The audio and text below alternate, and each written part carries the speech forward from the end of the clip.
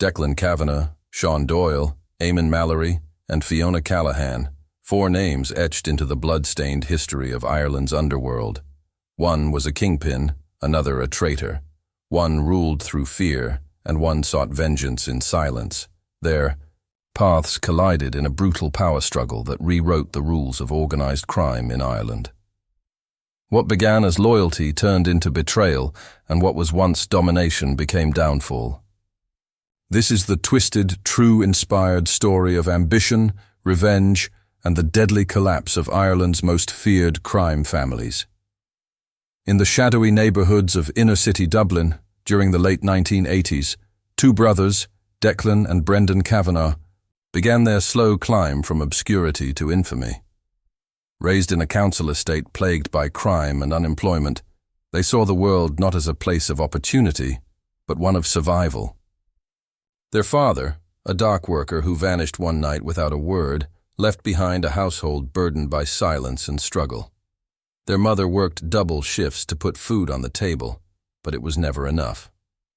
From a young age, the Kavanagh brothers learned that rules were for those who could afford to follow them. Declan, the elder of the 2, was the quiet one, always observing, calculating. Brendan was the muscle, impulsive, aggressive, and unafraid to use violence when needed. Together, they were a natural combination. In their teenage years, they ran errands for small-time dealers and pickpocketed tourists around Temple Bar. By the early 1990s, they had graduated to more serious crimes, house burglaries, carjackings, and eventually armed robbery. With each step up, they moved deeper into Dublin's criminal underworld, and each step earned them respect, fear, and enemies. Their first real break came in 1996, when a mid-level gang boss named Fergus Nolan was gunned down in a pub shootout. Fergus had no heir to his operation, and in the power vacuum that followed, Declan made his move. Rather than fight for turf, he brokered silent deals with Fergus's remaining men, offering loyalty, better pay, and, more importantly, protection. Those who resisted vanished. Brendan was responsible for most of that. His nickname, the Hammer, came not from subtlety, but from the brutal way he handled betrayal. Within 5 years, the Kavanaghs controlled drug distribution in 3 major districts of Dublin. Their network stretched from housing estates to upscale bars, where cocaine and pills were passed around like candy. Declan knew that controlling territory wasn't enough. He needed infrastructure. He turned to the docks, one of the most overlooked smuggling routes in Ireland. With a handful of bribes and a few quiet threats, he secured access to shipping containers with minimal scrutiny. At first, it was just hash and ecstasy. But by the early 2000s, the Kavanaghs were importing cocaine. In bulk, money poured in. They laundered it through nightclubs, car dealerships, and fake construction firms. But wealth didn't dull their edge. It sharpened it. They began to live double lives. Declan wore suits and dined in private clubs, speaking softly in boardrooms, while negotiating drug shipments worth millions. Brendan remained on the streets, commanding loyalty through fear. His presence in a neighborhood meant someone was about to lose their life or their business. It was during this rise that Declan crossed paths with a Colombian contact operating out of Spain. The meeting was brief, but life-changing. The offer: direct access to South American cocaine shipments with higher purity and profit margins. It was a massive risk. International smuggling brought attention from agencies like Interpol, but Declan couldn't resist. He agreed and began routing the product through a series of shell companies and third-party transporters. This was the move that elevated them from local thugs to international players. In just 2 years, they tripled their income. But with expansion came exposure. The Criminal Assets Bureau began sniffing around their finances. Journalists published speculative articles. Still, no arrests were made. Witnesses vanished. Informants turned up dead in canals. The Kavanaghs had built more than a business. They'd built a wall of silence around themselves. Despite the growing danger, Declan was more confident than ever. His operation was lean, trusted, and loyal, or so he thought. Brendan, on the other hand, had grown erratic. The violence was no longer just calculated, it was personal. He had developed a habit of humiliating subordinates, even attacking a nightclub bouncer for denying him entry. Declan covered for him, but cracks were showing. Their bond, once unbreakable, began to strain. By 2008, rumors began to circulate. There were discrepancies in the books, missed shipments, and intercepted phone calls.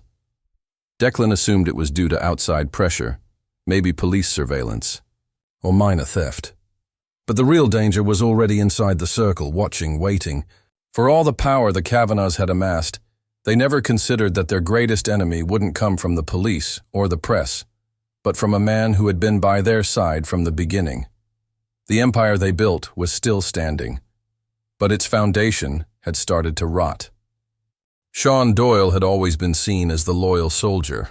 He wasn't born into crime like the Kavanagh brothers, but he had earned his place among them through years of obedience, street smarts, and quiet efficiency. He never argued, never questioned.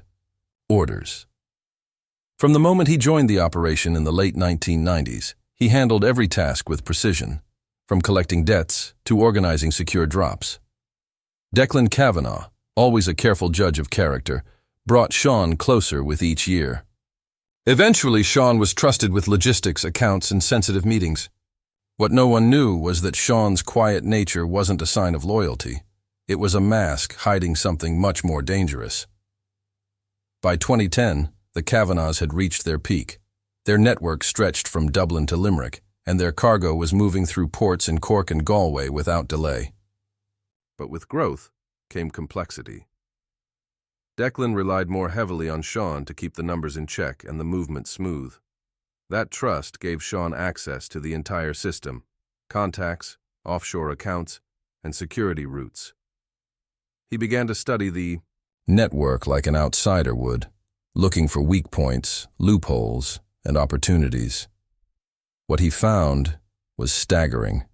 Millions of euros being shuffled through fake companies, bribes to customs officers, unregistered warehouses with minimal oversight. It was all too easy to start peeling a bit off the top. Sean's plan wasn't just about stealing, he wanted control. He believed the Kavanaghs were stuck in an old model. They were flashy, reckless, too tied to street violence. Sean saw the future in quiet operations, digital laundering, and international expansion. So he began creating his own network, carefully, one contact at a time. He reached out to mid-level dealers who were unhappy with their cuts, promising them better deals and protection.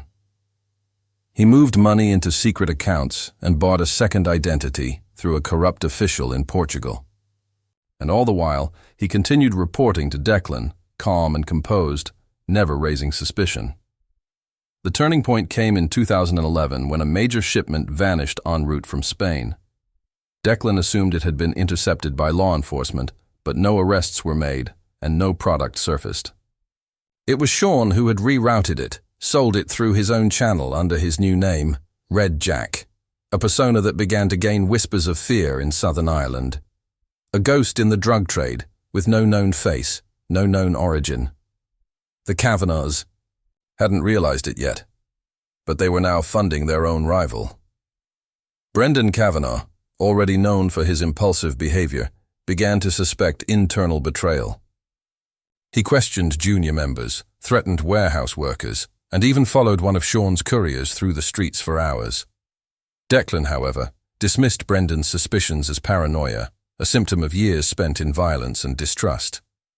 Brendan, feeling ignored and disrespected, grew more reckless. He got into fights with former allies, attacked a police vehicle in broad daylight, and ultimately drew too much attention to himself. Sean saw an opening.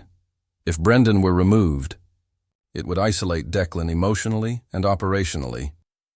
Brendan was unpredictable, yes, but also fiercely loyal to his brother. Taking him out would not only destabilize the Kavanaghs, it would send a message to anyone watching. Red Jack was no longer operating in the shadows.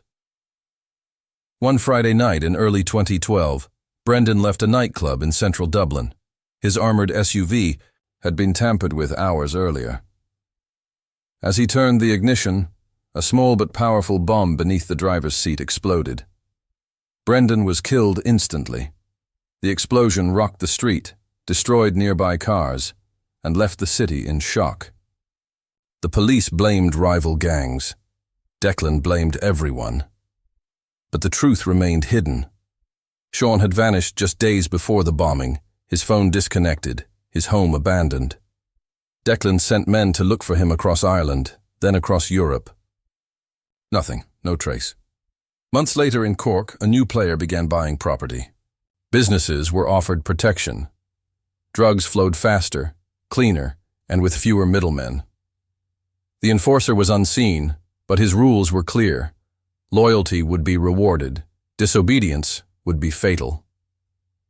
Declan finally realized the truth. Sean Doyle was not only alive, but thriving. He had built a mirror empire using Declan's own resources. The betrayal cut deeper than any police raid ever could. Declan now ruled alone, a king with no brother, no lieutenant, and a rapidly shrinking kingdom. As whispers of Red Jack spread from city to city, Declan began to understand that the enemy wasn't coming for his turf. He had already taken it. Piece by piece, Sean Doyle had dismantled the Kavanagh empire from the inside, without a single warning shot. While chaos consumed the Kavanaghs in the south, another storm was brewing in the north of Ireland. The city of Belfast, still scarred by decades of paramilitary conflict, had become fertile ground for a new kind of violence, one that wore the mask of business but operated through blood. At the center of this rising wave stood Eamon Mallory, a name that would soon be feared across the island. Unlike the Kavanaghs or Sean Doyle, Eamon didn't climb his way up through loyalty or strategy. He came from war. A former paramilitary commander, he carried out executions during the darkest years of the Troubles. When peace came, and the guns were meant to be silenced, Eamon simply pointed his elsewhere. Disillusioned with politics and no longer tied to ideology, Eamon used his skills to build a criminal network grounded in fear and discipline. His recruits were ex-soldiers, former enforcers, and men who had nothing to lose. They weren't interested in flashy cars or city clubs. Their operations were run from safe houses, old warehouses, and rural compounds tucked into the countryside. From these shadows, Eamon began to seize control of Belfast's heroin and meth markets. Where other gangs tolerated small dealers and middlemen, Eamon wiped them out.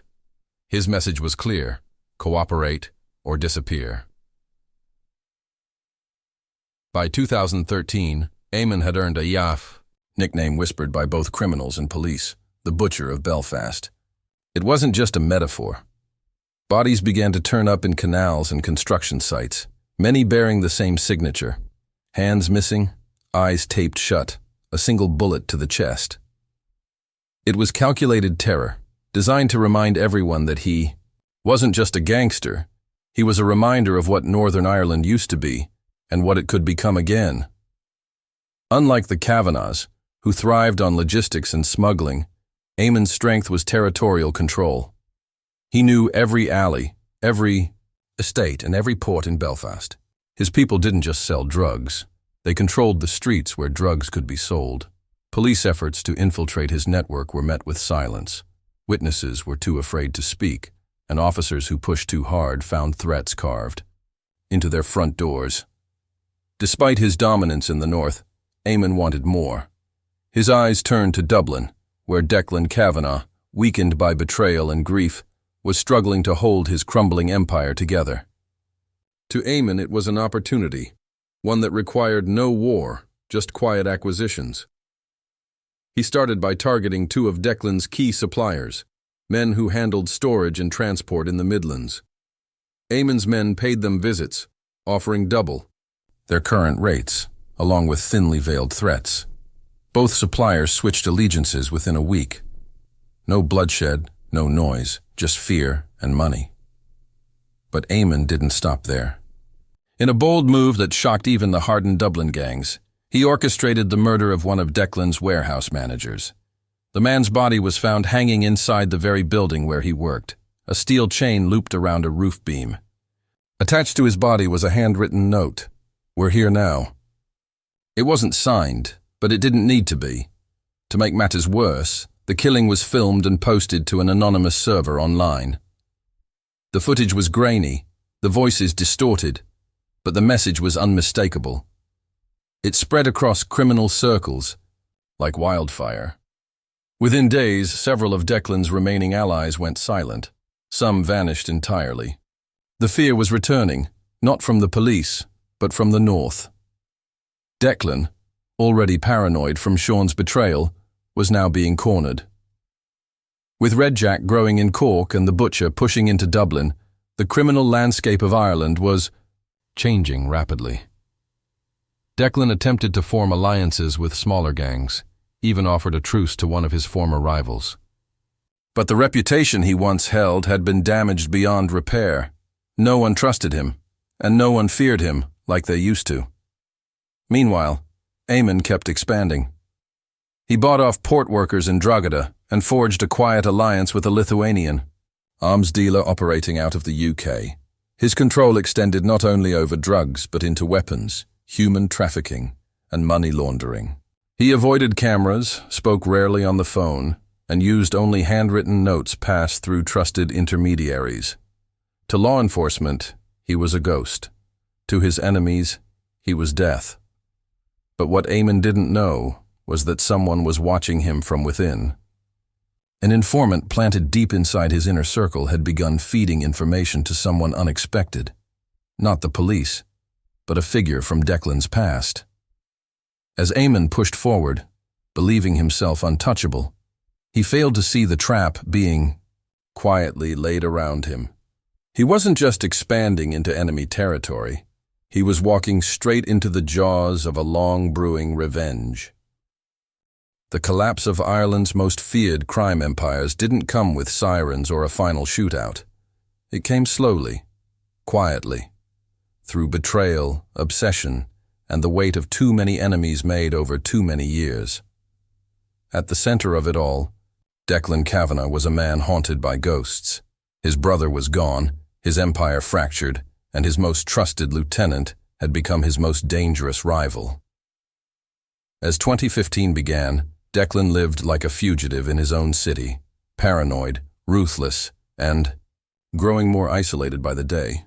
Surveillance cameras were installed in every corner of his home. Food was delivered by vetted couriers. Every visitor was searched. But no security system could protect him from what was coming next. Somewhere in the mountains outside Dublin, a quiet alliance was being formed. Not by law enforcement, nor by a rival gang, but by a woman who had watched from the margins for years. Fiona Callahan was the widow of one of Declan's earliest victims, a small-time dealer executed when he refused to sell for the Kavanaghs. She had never forgotten, never forgiven. For years, she kept her distance, raising her son and working nights in a hospital. But as time passed and Declan's grip loosened, Fiona saw an opening. She wasn't just seeking revenge. She wanted to bring the whole system crashing down. Fiona began working with a former police detective named Rory Quinn, a disgraced officer forced out over corruption allegations. Together, they pooled their knowledge, her memories of old crimes, his files that were never turned in. They identified patterns in Declan's operations, flagged safe houses, tracked payments, and pinpointed contacts. But they also realized they couldn't do it alone. They needed someone inside, someone still active. That's when Fiona reached out to the one man Declan feared most, Sean Doyle, now known across Ireland's criminal world as Red Jack. At first, Sean ignored the messages. He was busy consolidating power in the south, expanding into offshore, laundering operations, and managing his growing empire. But Fiona knew what buttons to push. She sent him an envelope. Inside was a single photo. Declan Kavanagh, burned and bloodied, pulled from the wreckage of the SUV. On the back she wrote, "You built this, help finish it." The message struck something deep in Sean. For all his ambition and detachment, Brendan's death still lingered in his mind. Fiona's offer wasn't about justice. It was about legacy. If Sean helped dismantle what was left of the Kavanaghs and destroy Eamon Mallory in the process, he wouldn't just win. He would erase every piece of the past that once chained him. And so a plan was set in motion. Sean began feeding select information to Fiona and Rory: shipment times, code names, payoff lists. Enough to trigger a reaction, but never enough to trace back to him.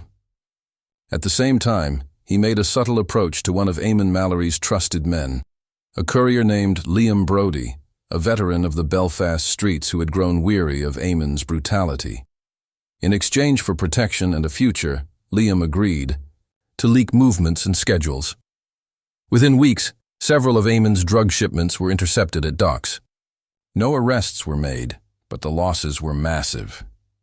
Eamon, furious and convinced that Declan was behind the sabotage, ordered a direct hit. 2 of Declan's men were found executed in a warehouse, bullets in their knees and skulls.